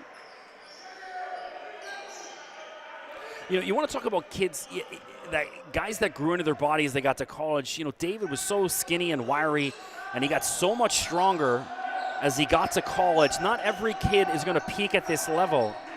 And so that's part of the coaches in recruiting. Like, how do you find the guys are going to get better at the next level, and which guys have sort of peaked at the high school level? Because you see that quite a bit. Adamo off on his attempt. Orangeville comes away with it. 4 minutes to go. David Bottomley back out there. Got to get him cooking again.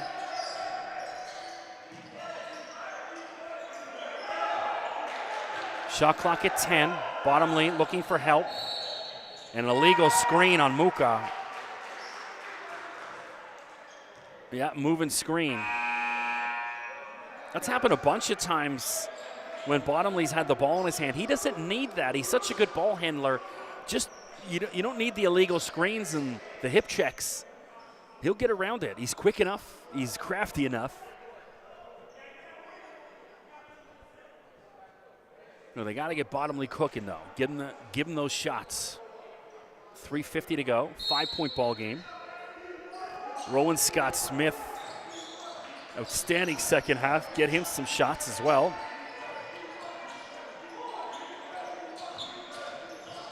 Vegas to Kaja. Smothering D. Kick out. McKnight. No good. Bouncing around. And Orangeville finally comes away with it. Bottomley races down the floor, pulls up, wide open for Scott Smith. Oh, and it's off. Everyone standing up in the gym. That would have been huge, but it doesn't drop for Orangeville.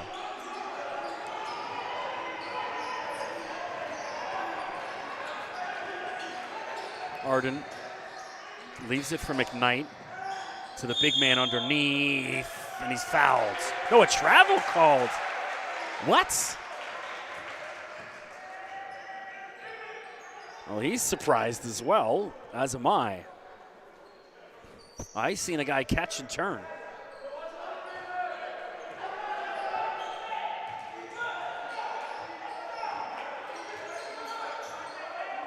Bottomley directing traffic. Scott Smith pulls in just inside the free throw line, or 3-point line, excuse me, and it doesn't go. 2:30 to go in the ball game. Tight defense needed. No silly fouls. Play smart. Bottomley steals it, picks his pocket. And he had Big as the big man behind him, and he did a great job of drawing it. And now Big is going to get called with a technical because he slammed the ball down. But, you know, that's frustration after that travel call. But that was as easy as foul as you get because Bottomley drew the contact. And now there should be extra free throws because of the tee. Yep. So massive free throws here for Bottomley to chip away at this 5-point lead. And a mental error at the wrong time. They're comfortable here with this 5-point lead. And now you're giving your opponents a window to get back in.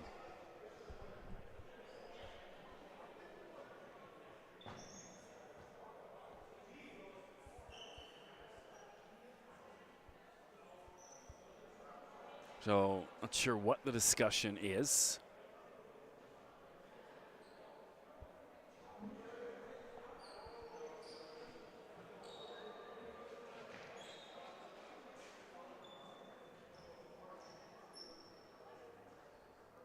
A lot of chatting.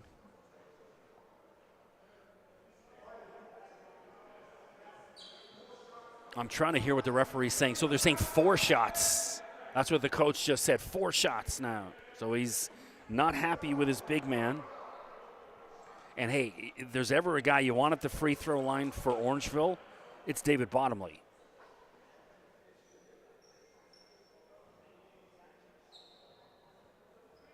I mean, he doesn't have to hit all 4. It would be nice.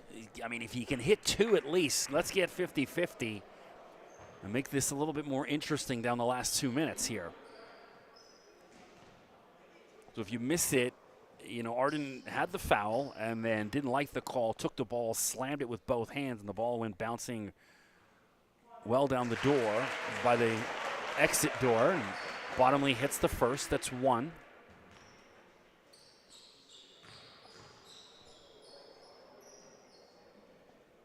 Two.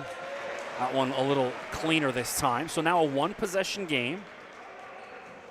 And that's why I was like, if he can hit 2 and make it that 1 possession, we're okay.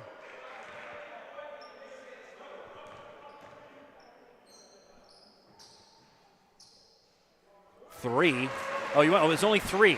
I thought it was 4 because I heard the coach say 4. So he goes 3 for 3, which is awesome. And now it's a 2-point ball game. Again, if you're Orangeville, no silly fouls. Play smart.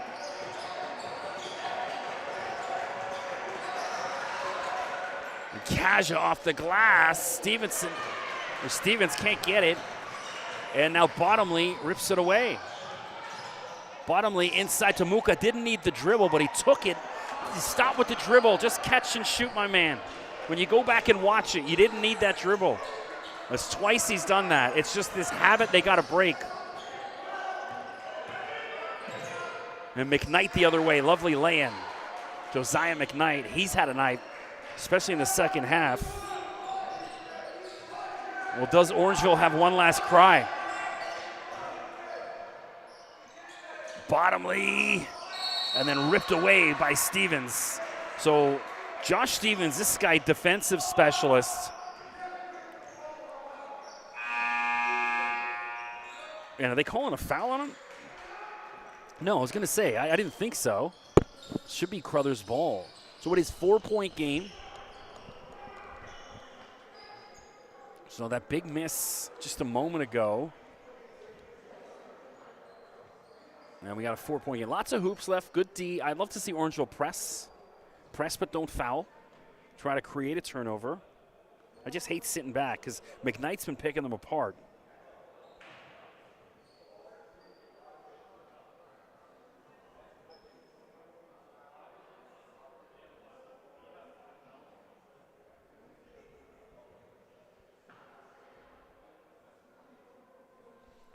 So hopefully some college hoops on tonight when I get home. It's 8:21 local time. Checking this. Let's check. Well, the Raptors are on right now, getting pumped by Orlando. That's a bad Raptors team. Like I talked about this during one of the girls' broadcasts, I think. It was like the Vegas line on wins this season, I think, was 36 for them, which means even Las Vegas thinks they're horrible. It's a bad team. They need some sort of shakeup. I think Masai, they got to, because they're, the definition of insanity, doing the same thing over and over again, expecting a different result. What's going on right now is not working. If somebody wants Pascal Siakam, well, then let them have them. Let's see what else we can get. Yeah, lots of hoops on tonight. Something to watch when I get home. McKnight.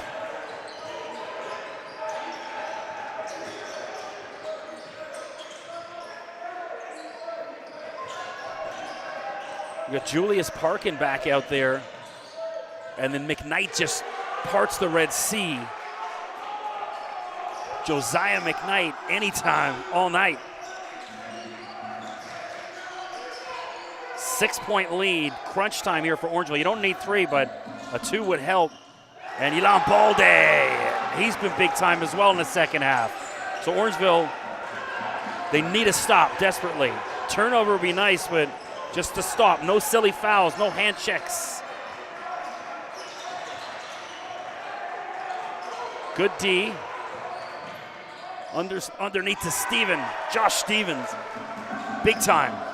37.6 to go. Now Orangeville's got to start hitting threes. Get it to Bottomley. Take the shot. Zach Walker's out there. He can shoot threes. And a travel. And that should be the nail in the coffin for Orangeville.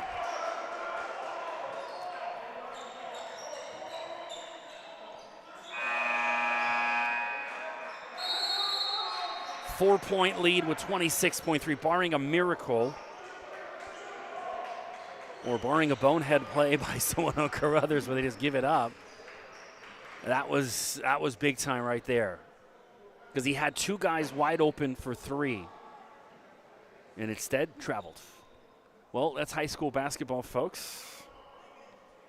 Kids are going to make mistakes. So be it.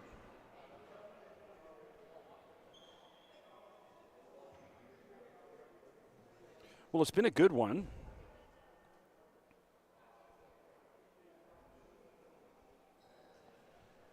Another big performance by David Bottomley, Timothy Easy. I mean, next level stuff for Crothers before he got ejected.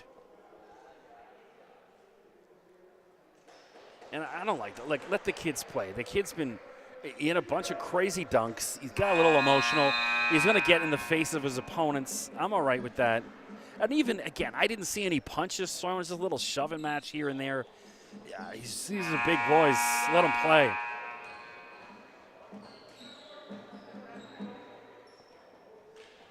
If there's a punch or an elbow thrown, all right, you go hit the showers. But a little shove, little kind of chest bumping going on. Don't take away opportunities from young men over stuff like that. Leave them in the game.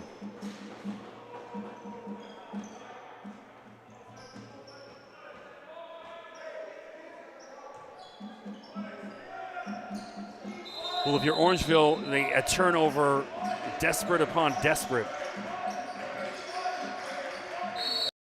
And a foul on Scott Smith as McKnight went up for the ball.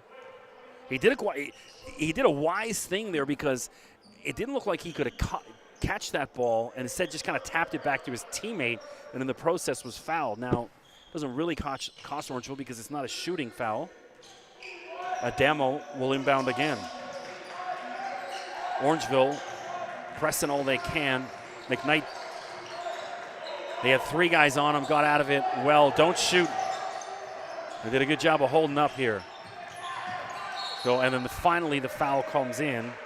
Cassidy Garrick gets in there and fouls. Garrick out of Hamilton. Which, down in the Hammer for the Grey Cup Sunday. It was also down there Wednesday night, schmoozing. They had the TSN media party, and I thought, well, I got to go down there. Rubbing elbows with all the TSN staff. I was chatting with Matt Dunnigan, the famed CFL quarterback. There's my name drop of the night. Really friendly guy. Grew up watching him play football. It was fun having a chat with him. And what's going on? No, this shot's not going to count.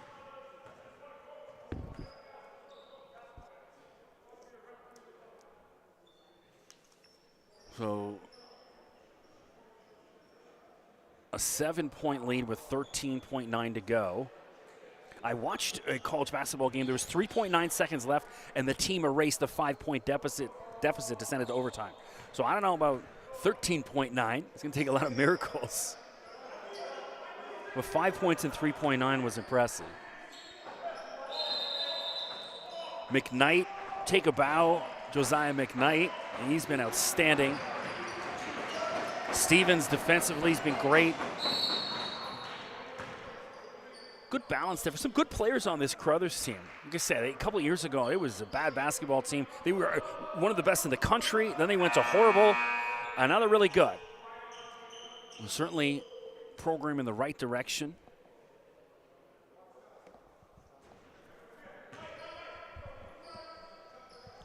Not quite to the level. That team that had Elijah Mahi, who now will play at Santa Clara next year.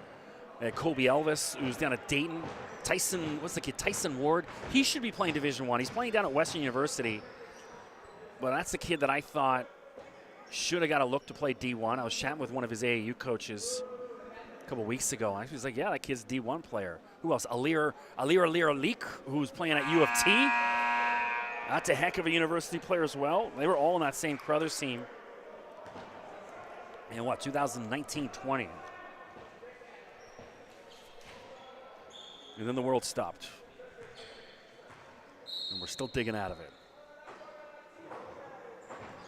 McKnight. So if you're wondering what I've been doing, I'm a big Brian McKnight fan. I've been using Brian McKnight's song lyrics and song titles after all of his big baskets, so I know 99% of the people don't catch it. But I don't do it for those 99%. I do it for the one person who does. Now Bottomley picks it up with under 10 left, looking for his shot, puts it up for 3, and it doesn't go. Adamo comes away with it, and that'll do it. So Bill Crothers escapes in spite of their star player, Timothy Easy, being sent to the showers early, being ejected. They come out of here with an 84-76 win. If you're Orangeville, a lot of good things to build on. Last week it was just all Bottomley. Not so tonight. Rowan Scott-Smith astounding. Bunch of other dudes getting into the mix. Ilan Balde had a great second half as well. A lot of good players, so room to build. And hopefully they can use this as a stepping stone. Well, I appreciate you tuning in. I'm Chris McKee. Remember, check out my undraftedfreeagent.com college basketball podcast and my Instagram, undrafted_FA. And I'll be back up here Thursday for the Orangeville J. Addison game. Thanks for tuning in.